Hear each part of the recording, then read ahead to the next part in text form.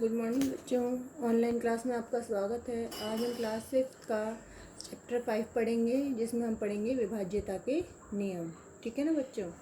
तो इसमें पढ़ेंगे बच्चों हम विभाज्यता की। सबसे पहले हम जांच करेंगे विभाज्यता की जांच करेंगे। विभाज्यता की जांच में हम क्या करेंगे कि हम पहले उनके नियम पढ़ेंगे कि कौन कौन से विभाज्यता की जांच करने के लिए कौन कौन से नियम होते हैं। तो सबसे पहले है बच्चों दो की विभाज्यता।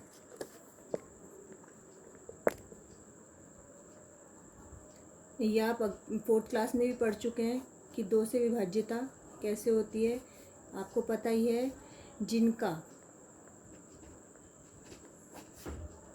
इकाई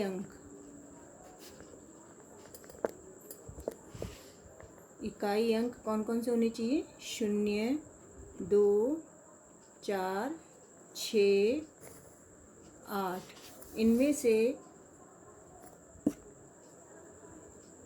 कोई एक हो। इकाई का अंक यानी आप जो पीछे वाला जो इकाई होती है उसका अंक आपको याद आ ही गया हो गया। 2 से भाज्य होगी। ठीक है ना बच्चों। अब जैसे हम इसका उदाहरण पढ़ते हैं, हमारी एक संख्या है 51,568। दूसरी संख्या हम ले लेते हैं 32,648। तीसरी हम संख्या ले लेते हैं 39,054। अब इसमें देखो बच्चों, अब इकाई का अंक देखो। इसमें 51,568 में इकाई का अंक क्या है? इसमें 8 है। इस संख्या में 32,648 में इकाई का अंक क्या है? 8। और इसमें 39,054 में इकाई का अंक क्या है? 4। और नियम क्या कहता है कि जिनका इकाई अंक 0, 2, 4, 6, 8 यानी इनमें से कोई भी एक संख्या हो इकाई वाली, तो वो क्या होगी? 2 से भाज्य होगी। तो ये संख्याएं आदि में से प्रत्येक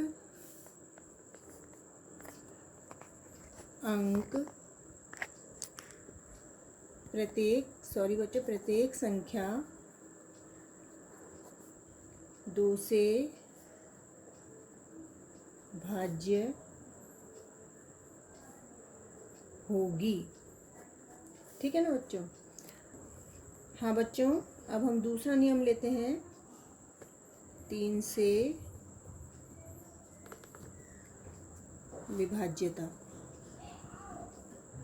3 से विभाज्यता का नियम क्या कहेगा कि जिनके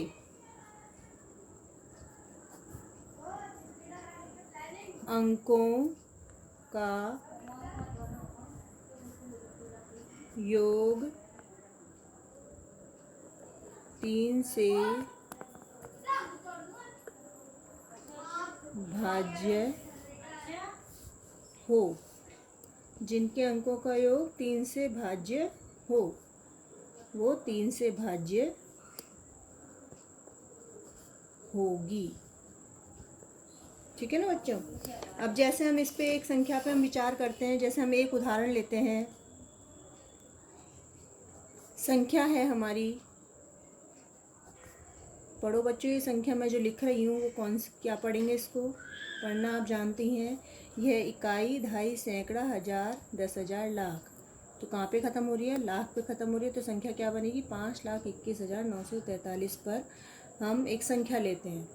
अब इनके हम अंकों को जोड़ते हैं। ठीक है ना बच्चों। तो इस संख्या के अंकों का योग,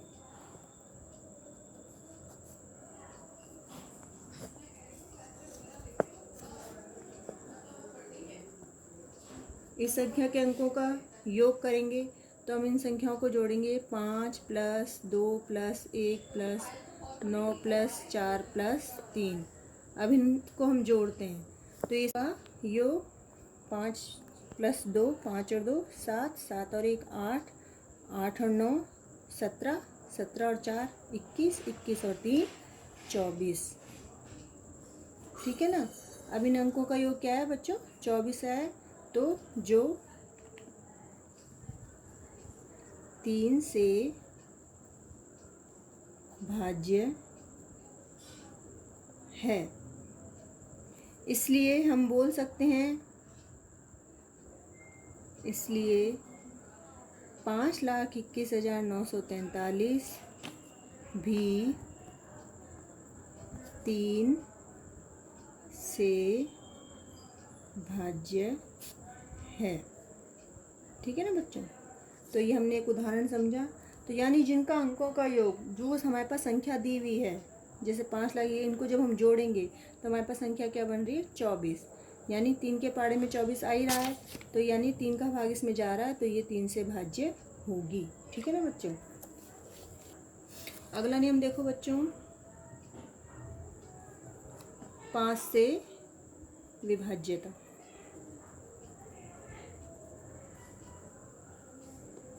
5 से विभाज्यता में बच्चों क्या देखते हैं हम कि जिनका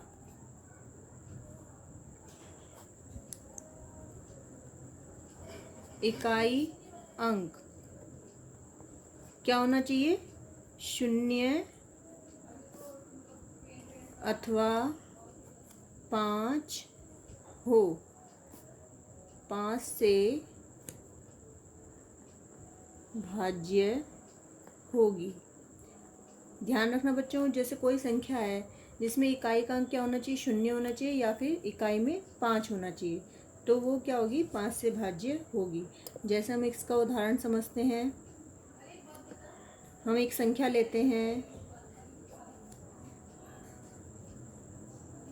पढ़ो बच्चों, ये संख्या कौन सी है? तो हम दूसरी संख्या लेते हैं, पढ़िए बच्चों आपने, ये संख्या कौन सी है? आ रही है समझ में? ये संख्या है 91,27,460 और दूसरी संख्या हमने ली है 83,42,65। तो इसमें इकाई का अंक क्या आ रहा है? इस संख्या में तो 0 आ रहा है और इसमें क्या आ रहा है? 5 आ रहा है। तो ये जो दोनों संख्याएं हैं में से प्रत्येक संख्या 5 से भाज्य है। ठीक है ना बच्चों। तो कोई भी हम इस संख्या लेंगे उसमें इकाई का अंक या फिर 0 होना चाहिए या फिर 5 होना चाहिए, तो वो संख्या 5 से भाज्य होगी। ठीक बच्चों, अगला नियम है 10 से विभाज्यता। इसका नियम बच्चों सेम 5 के नियम की तरह ही है। इसमें हम देखेंगे जिनका इकाई अंक क्या होना चाहिए? 0 हो। दोनों में अंतर सिर्फ इतना ही है कि 5 के नियम में 0 और 5 इकाई अंक में पूछे जाते हैं और 10 के विभाज्यता के नियम में इकाई अंक सिर्फ क्या होना चाहिए? 0 हो। वो क्या होगी? 10 से भाज्य होगी। जैसे हम एक उदाहरण लेते हैं,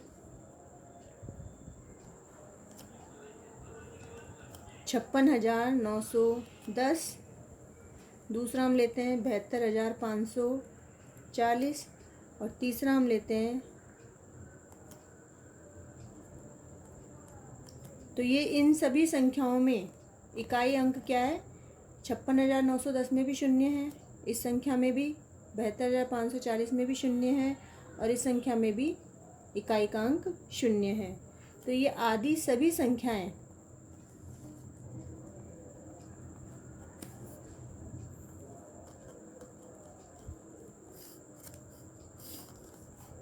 दस से भाज्य हैं। ठीक है ना बच्चों।